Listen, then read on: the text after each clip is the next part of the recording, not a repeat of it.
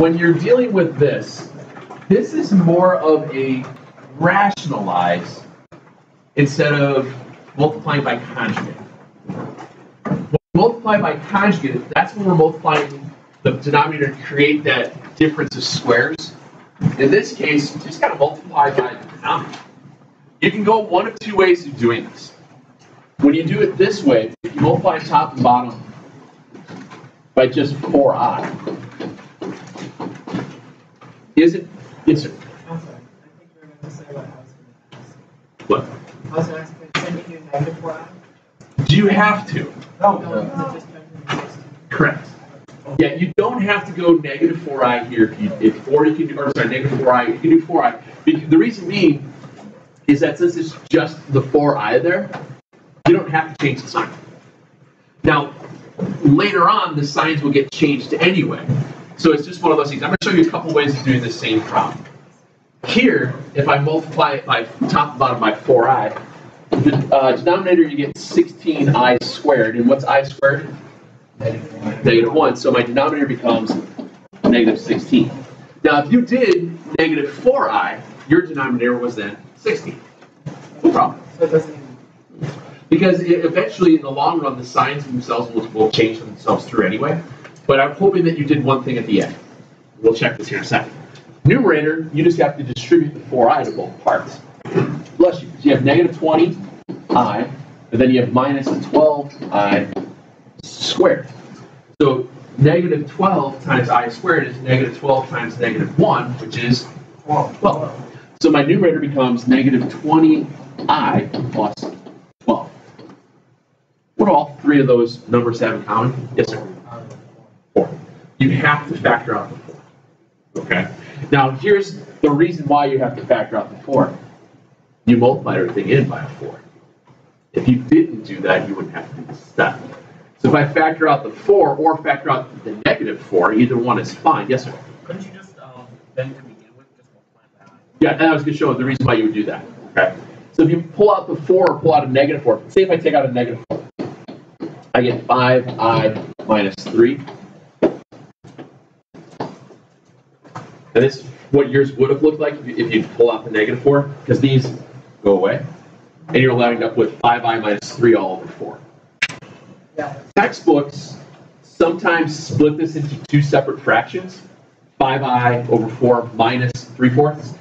Perfectly fine. I'm saying this is good. You don't have to do anything else than that. Now, if you did that originally by just going with the I over I, you're still multiplying it by a factor of 1, aren't you? That's kind of the trick there. Whenever it's just a whole number with an I in the denominator, just multiply it by top and bottom by I. It gets rid of it quicker. It's less simplifying to have to do in the long run. This becomes 4i squared, which is negative 4. The top you get negative 5i minus 3i squared, which is negative 5i plus 3. And all over the negative 4. So here, that one looks like this, negative 5i plus 3 over negative 4, which is kind of the same of what I have here. It doesn't really matter what way the sign is. No, because I'm not going to yell at you for not taking out a negative 1.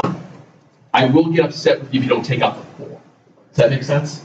If there's a GCF between all three values, if they're all divisible by 4, or they're all divisible by 3, or something like that, that's when I'll get like, come on, you lazy bull. No, that's when I'll get upset about that. But if it's just the negatives, it's not the end of the world for those. Way to take out the negatives. If you took out the negative 1, you get 5i minus 3 over 4. Is that the best way to do it? Either way I'm fine with. As long as the GCF, that's not the negative 1, is out, I'm good.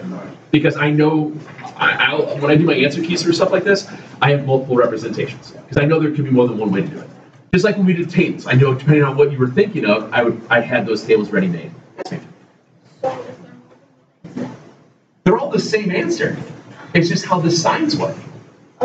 Okay. This is the same exact thing, because negative 5i plus 3, if I take out a negative 1, it's 5i minus 3. And down at the denominator, is that negative 1 times 4? You have to It's the same. It's to me. I'm okay with that being the same answer if you keep the signs in there. I'm not going to have you guys take out the -1. It's okay. All right, I'm fine with that. All right. Also, hold on, can you spell it? Sure. I think it's like a -20i. Yeah. How do you should go from -12i squared to +12? Like, I get the flipping signs thing, Okay. but why is both the i's different? There's only what's I squared? 2i's. 2i's times. What's I squared? What, all right. So what's I? Square root of -1, right? Sure. So when you have I Oh, so it's squared. just times 1. -1. Negative. Well, -1, but, and then it's like, okay, I get it. It's a great I conversation. get it, I get it. Yes, sir. I squared with -1, that's the definition of Yep. And that's we just use that all the time as you go through. Okay. All right. So what's I? I square root of -1. Yes, sir. There's something I've kind of wondered about I for a while. Guys. Is it technically 1, but just with a weird undefined sign? Because 1, the square is 1. Right. And the square root. So 1 times 1 is 1. Right. The square root of 1 would also be 1. Right. So does it just have some weird undefined sign? There's positive. you still have by using the right. It's how you work with what are called complex inversions because these parabolas still have roots. They're just not in the real realm. Yeah. That's where and they all have the same basic principles, and they're all negative. If you take the negative root, you have to have some way of defining the negative. That's where they define the -1. Yeah, I'm just wondering if it was. There's a whole. Like it's numerical values of 1. No. It's weird. It's just a whole. Back to here. Was there any of the other ones that were mixed in there that you knew? So, besides, no, I'm just kidding. What are you kidding about? In order to do this one, you your conjugates.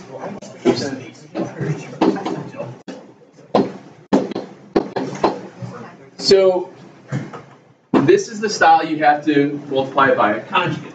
Okay? So basically what you're doing is you're going to create what's called the difference of squares in your denominator. Now remember, difference of squares was your a minus b, a plus b. When you FOIL all that out, you get a squared plus ab minus b squared, and the middle terms go away. So you wind up with first term squared, subtract back term squared. This always works for difference of squares. That's why I always ask you guys, is the first term a perfect square? Is the last term a perfect square? Is that a subtraction symbol in between? If you say yes to all three of those, yes, water, so you don't die, go for it. Oh, good, then don't die. So then you knew that it had to be these two terms. Okay, this just worked the other way. Here we're going to create that. So you multiply the top and bottom by root 10 plus I. Okay. First term, what's root 10 times root 10? 10. That's what I have. 10. Okay. Negative I times positive I is negative I squared. So it's just 1. It's 1. So your denominator becomes 11. Oh, plus 1. Because I squared is -1. This is 10 minus a -1, which is 11. Numerator, you just have to distribute. Root 10 times root 10 is 10. And then you have plus I root 10. So your final answer would have been 10 plus I root 10 all over 11.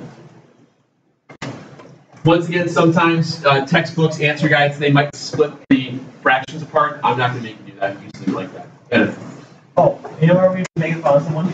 He said that root 10 times root 10 is 100. yes, That's exactly what I did. don't do that. I added the 1. Okay? Be cautious with that. All you're creating are differences of squares. Yes, sir.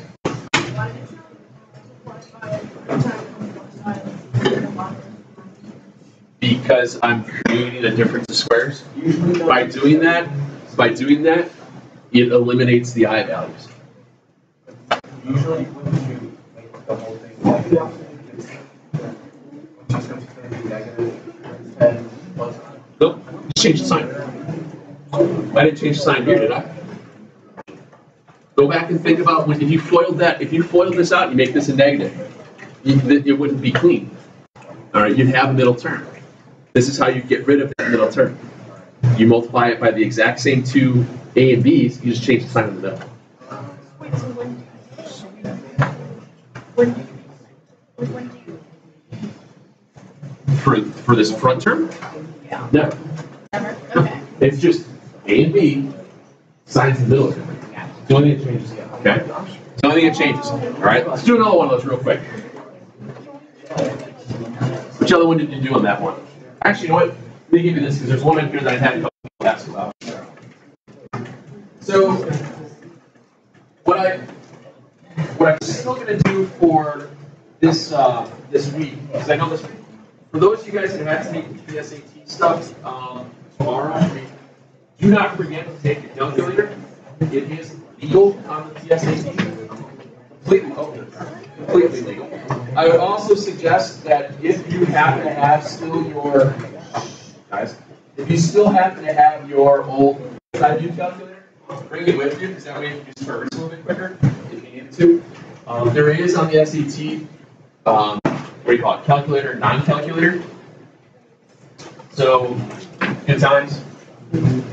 But then on Thursday, what I decided to do with you guys is that we're going to do calculator, non-calculator quiz, and we're going to do the non-calculator Thursday.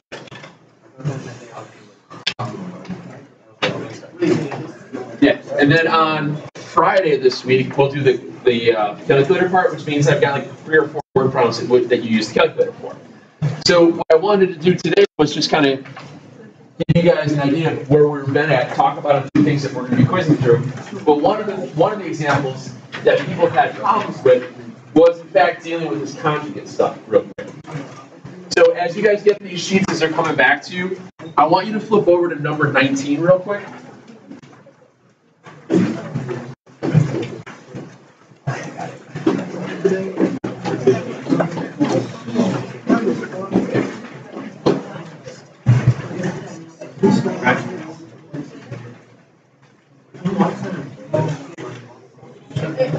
Yeah, I didn't know how many there were spares, so no big deal. Did you guys know, was there enough going back there? I didn't count. I just kind of said, here, take papers.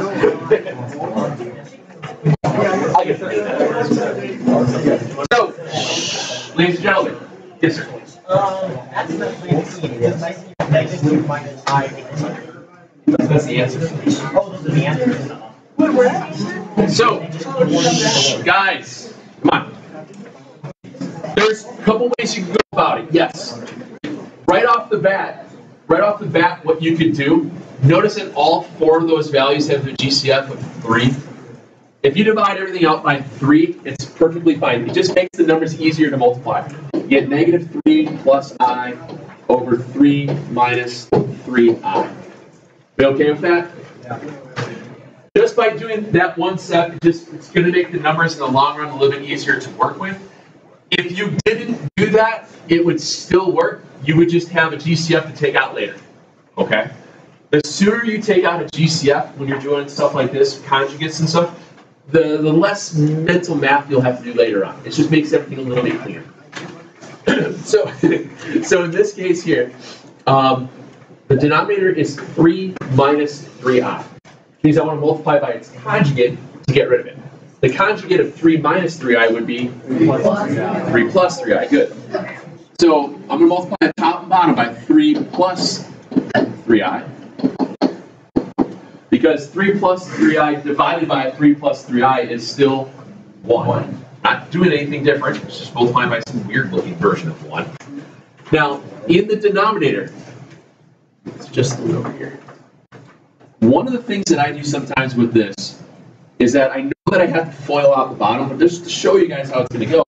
First term is 9 plus 9i minus 9i minus 9i squared. I'm just writing down what the FOIL version of the denominator looks like. What happens to the middle? It disappears. Okay. I get 9. And what's negative 9i squared? Positive 9. So my denominator becomes 18. Okay? I do all that little work off the side real quick and I write it down. I do the exact same thing with the numerator. Within the numerator, I FOIL it out again. So I get negative 9. Outside is minus 9i. Inside is plus 3i. And the last term is plus 3i squared. Very good. So, yeah, everybody here, he's a step ahead of us here, which is fine. You've got negative 9 on one end, and then 3i squared is negative 3. Negative 9 and negative 3 is negative 12. And then you have negative 9i plus 3i, which is negative 6i. And do you want us to leave one gap and flip all this up? No, what I want you to do is notice what you can divide everything by 6. Then you take out your GCF one last time. If you take out your GCF now, everything's divisible by 6. And you wind up with negative 2 minus I all over 3. You don't have to take out negatives.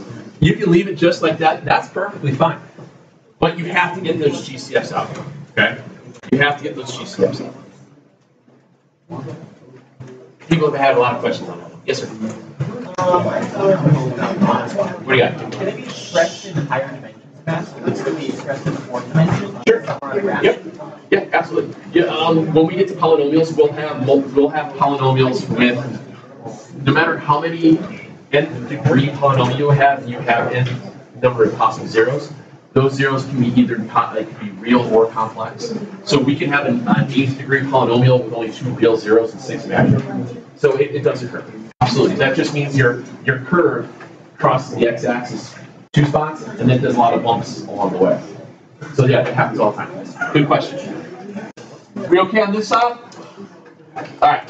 So the things I wanted to remind you guys of is the quiz Thursday will be the complete non-calculator stuff. That's dealing with graphs, factoring, solving square roots, solving the square roots with the I value, which we didn't really talk a ton about the other day in terms of solving equations because Moose got real sick Thursday night. The one question it's not on this sheet here, but I think it was a homework problem from might have been Thursday. I wanted to remind you guys of how to do a specific style of one of those real quick. Because this one came up first hour as well. When you have a system that looks like this, it's still, and I'll piecemeal back and forth between a few things here.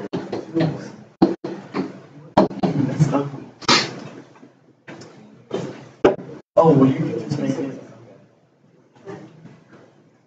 So this is that junk squared term.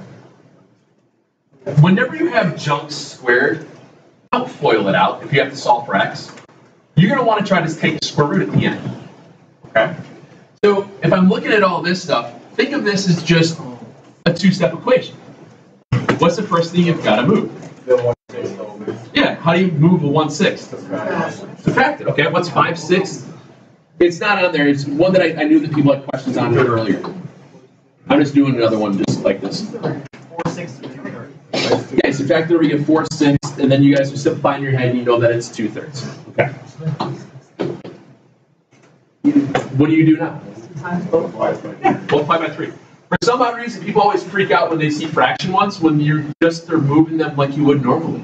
Okay? It's not any more difficult, any more steps or anything.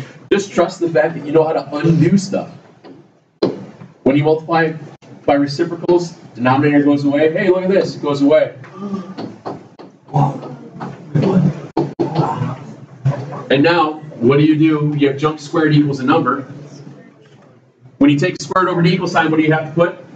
Plus minus. Let's see, x minus 1 is plus or minus the square root of 2. Can I simplify the square root of 2? No. So my final answer would be x is 1 plus or minus root 2. Just move the 1. And whenever you have plus minus stuff, put the whole number in front of it. Don't ever put it behind it. Okay.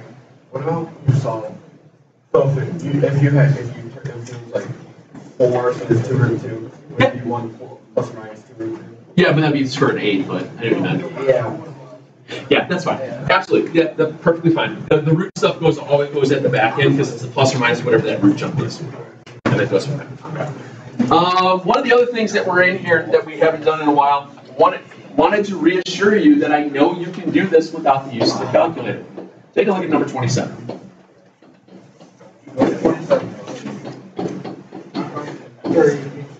This is a solve for zeros. Okay, solve for your zeros. So if I'm solving for my zeros in this case here, what do I have to do first? Move everything to the left. Okay, so we move stuff over to the left. You're going to wind up with 5x squared minus 41x plus 42 is 0. And now you're at a factoring problem that looks kind of ugly. 7. Okay. So what we have to do is figure out, well, 5 times 42, well, that's pretty easy. It's 210. That's super easy to do. What times what is a positive 210 that adds together to get negative 41? Well, right there, it tells you both your numbers have to be what?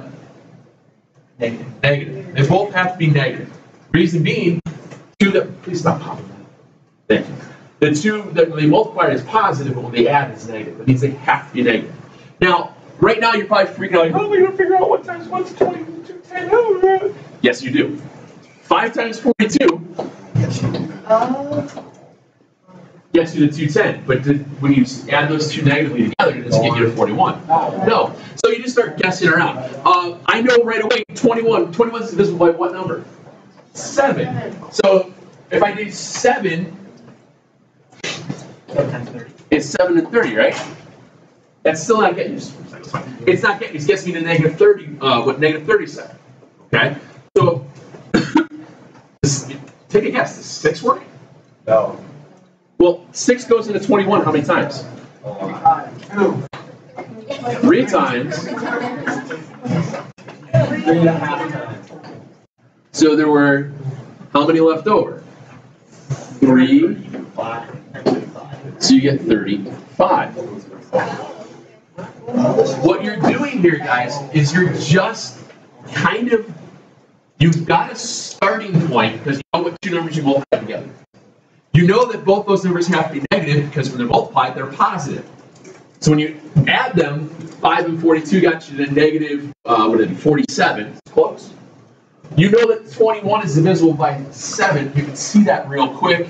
So you say, oh, that's 7 and 30. That's negative 37. Well, I'm close. Then you just take a guess on 6. Okay? Oh, there's no reason for you to start at 2, go to 3, go to 4, go to 5, and do all of them through when you know a starting point. You know some sort of a parameter. You kind of just pick around a little bit. All right? So when these guys are like this, we have then 5x squared minus 35x minus 6x plus 42 is 0. It doesn't matter which one I put first. So I just knew right away with 5 and 35 would be a real quick GCF with that one. That's the only reason why I chose that one up front. So we group it again, just like we did last week. GCF of 5x squared and 35x is 5x. So you get x minus 7. Whenever my third term in this sequence is negative, what should I always do? The thingy with the sign. Make it a plus minus, that way you don't forget to take out the negative. So now GCF was 6 and 42. Negative 6. Negative 6. Take out the 6, because then lo and behold, you're left with x minus 7. So those two things in the parentheses are the same. Once again, that is a very good thing to happen. And then you're left with 5x minus 6. So this then generates for you zeros at 7 and 6 fifths. Why are you trying to take negatives everywhere? I don't know. Stop. Where are you getting the negatives? Yes, even the 6. There we go. Just stop being a negative person, would you? Thank you. It's too hard to be positive.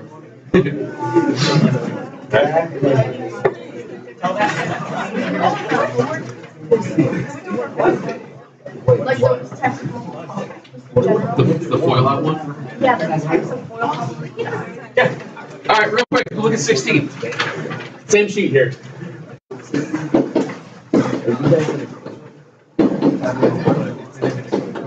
So, when you have this type, it is quite literally foil.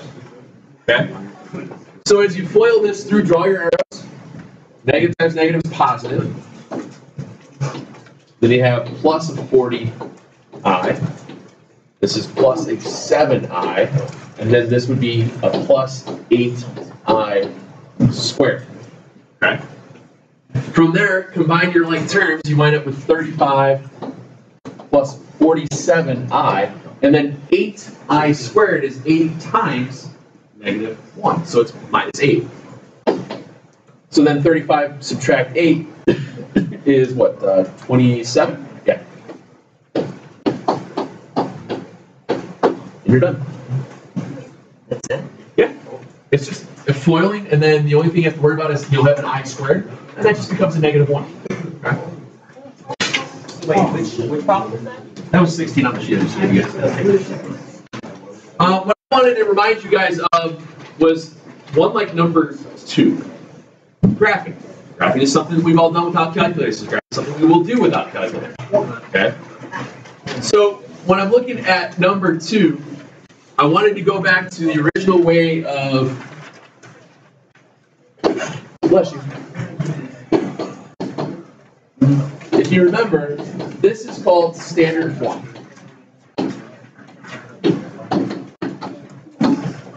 And I wanted to show this one because the numbers are large.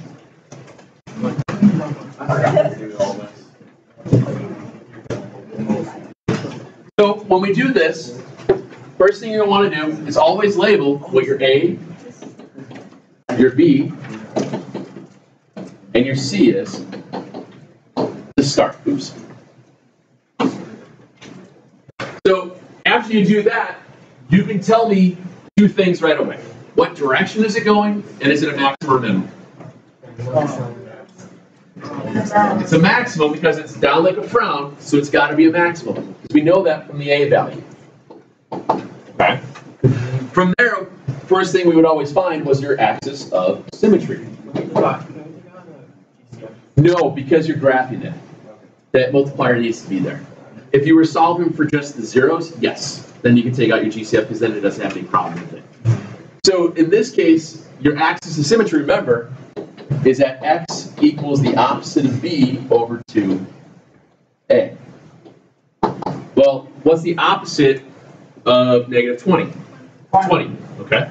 So we have 20 divided by, well, 2 times negative 2, negative 4. So your axis of symmetry is at negative 5. Be okay with that? All right. Which means the negative 5 is the what? Do we know? It's the x coordinate. Yep.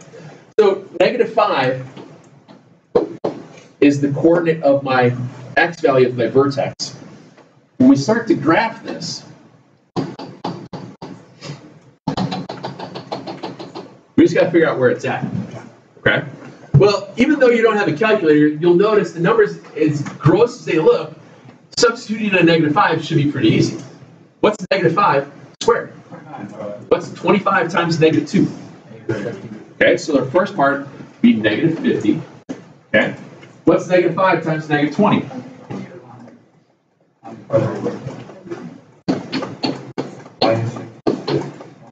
So negative 50 plus 100 is 50. Subtract 56 and you get, even though the numbers look like they were going to be terrible, they're not. Okay? So your vertex is at negative 5, negative 6. Now, this goes back to your question earlier about what all the I values. You can tell now that you have I values for your zeros because it doesn't cross the axis. Your vertex doesn't come through. So somewhere about here-ish. Okay. Now, with this being in standard form, when we were in standard form, you know right away, because I'd have you guys do sets of symmetric twins, x and y value. First thing you put in is your vertex, -5, -6. What's the really, really, really easy value given to you? Your -56. That's at 0, isn't it? So 0 and -56 is one part of a symmetric twin. How far away is 0 from your axis of symmetry? 5. So how much further do I need to go to the left? To what number? -10. Right there, I'm getting my values of my symmetric twins without having to math it very much. The C value is your y-intercept. You know your x value is 0. You just got to figure out how far away it is from your axis of symmetry. Okay?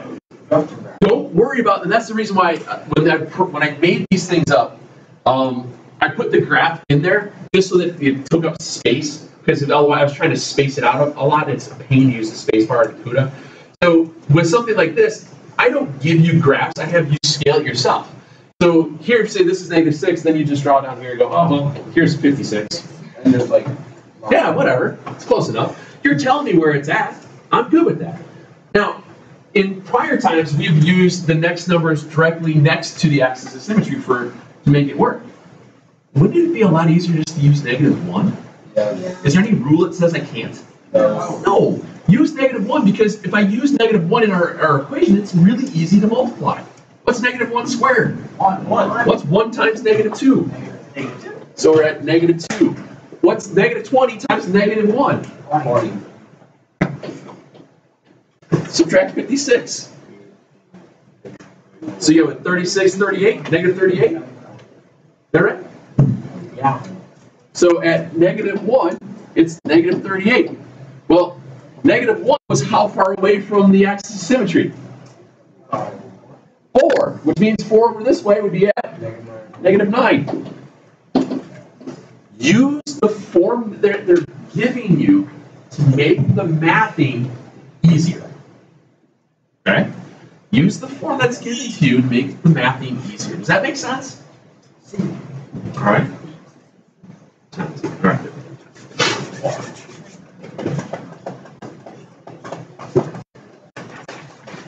Go to 6. Wait. Would it be would it go -9 or -6? 9. Because -1 is 4 to the, Oh, way it's 4 to the left. to the right. Oh, I was thinking 4 to the left. Yeah. Yes, that way to this way. So. I thought we were doing like, for some reason, I was thinking that we were making -4 now. Oh, I got you. Yeah, and you can do -4. I'm just saying that why make it easier on yourself? Use less brain power. I don't do any of this tonight. Yes, you do. No. Do it all tomorrow. This Tuesday. So, what form is this? Oh, that's Intercept. So when it's in intercept form, you already know your zeros. I have my zeros then at 1 and -2. So as you did you already had one set of symmetric twins. When you're given zeros, the next thing you had to do was figure out your axis of symmetry. How do you find the axis of symmetry when you have zeros?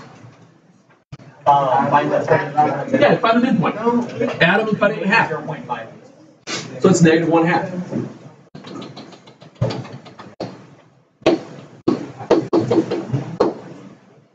Our A value here is 3. So let our vertex be up like a cup or down like a frown? Be up like a cup, which means is this a maximum or a min? It's going to be a minimum, good. So now I have to figure out how to multiply all that in. Now again, I wanted to make sure I showed you something that it's easier to do with a fraction because you won't have the use of the calculator. What's -1/2 minus 1? 1/2. So I get, oops, so that would be what? 3/2, right? Negative. Okay. -1/2 plus 2 is also positive 3/2.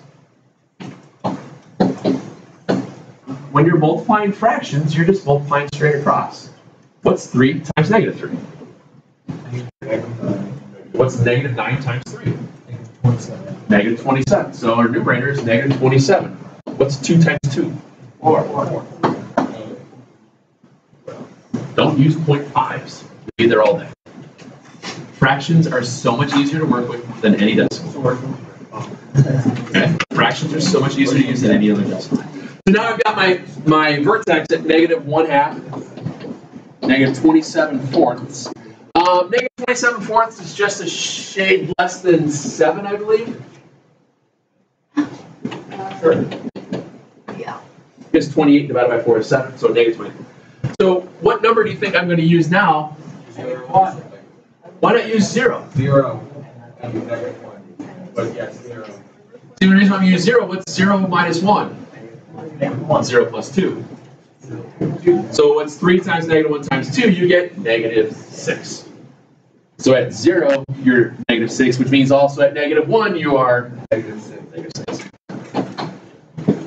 The reason that works is that 0 is 1/2 away from the axis of symmetry. Negative 1 is also 1/2 away from the axis of symmetry. Okay? Just a little reminder, use the values that they're giving you to make it easier on yourself. Okay?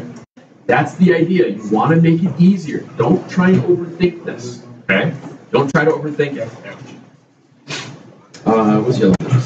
Wait, how should we Halfway there. Find that midpoint of your zeros. So what's 1 plus negative 2, and cut that in half. Okay, you just find the midpoint. Always just midpoint. The other part on the stuff that I was talking about is Thursday is going to be all the non-connected stuff like this. It's solving the factoring, getting your zeros, simplifying the I values. On Friday, then will be the war prop jump. So I know that we've gone through pretty much all of them. I know there's probably 3 or 4 that are left on that packet itself that we started working on last week. What I will do, it'll either be up this evening or tomorrow morning, is that I'll make a solution guide for it, so that way you guys can have all the answers so you can look at your, for the word problem stuff. The answers on the back of that. Okay. So that way you can look at the word problems that you have left over. If there's any questions on those, so you have something to look at. What's that? So the Thursday stuff, the reason why I figured it'd be easier to kind of push all this together. There's no reason to start something new after a half day going into another weekend, so that's why I thought it'd be easier on our brains just to do all the non-calculator than just do the 3 or 4 word problems the next day. You can knock out that much in 24, 25 minutes of that. I might actually have one little thing for us to finish up real quick on Friday as well, but that's easy. It won't be a big deal. Okay? You already have all those files. I'm just going to I'll post it on the calendar for tomorrow's day. That's an answer, like the answer guide of it. I should do it. I was gonna do it, and then Yeah, that's tough to make it work, right? Yes, sir.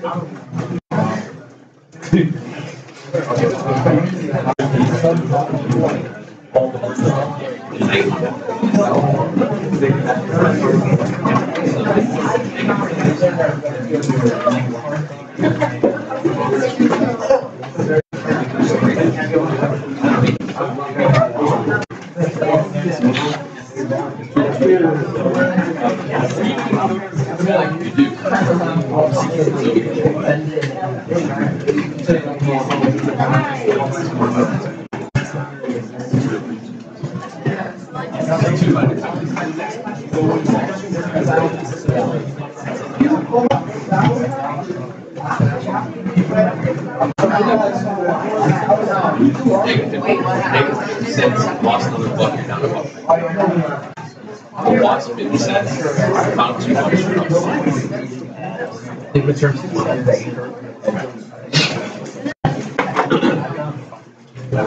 me go from there. Was there any other style on here that you guys wanted to look at? We still had a couple of minutes.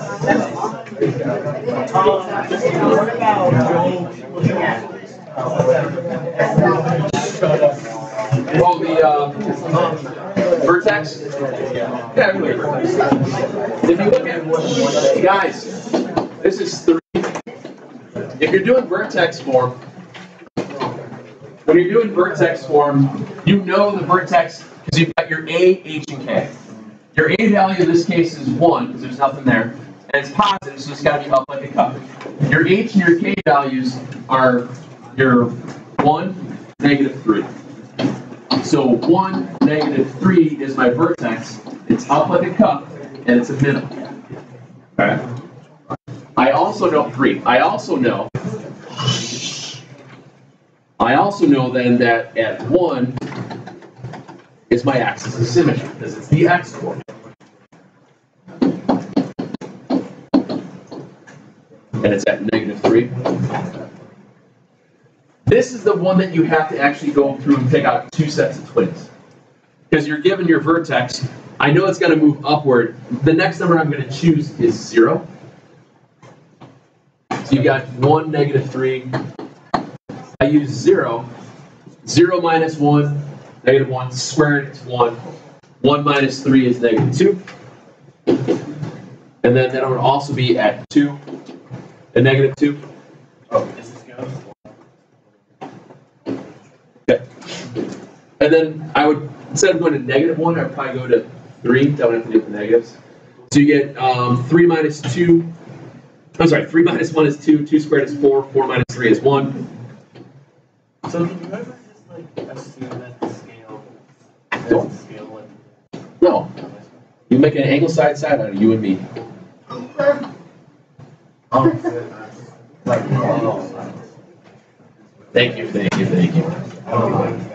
Hey, we do angle side stuff second semester. Side angle side, angle side. Oh, you guys said there's no such thing as sides. There's no S in math. There's no S in math. There is. I'll show you that next semester.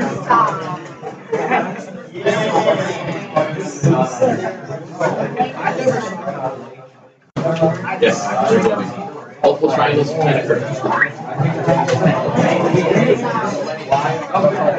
I love tree. I didn't get to teach last year. I'm very sad. I student teachers. Now I get to teach again. I'm very excited.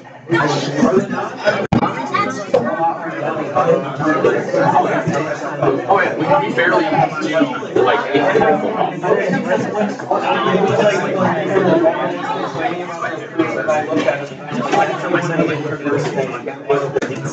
They don't like to follow. They don't. Yeah.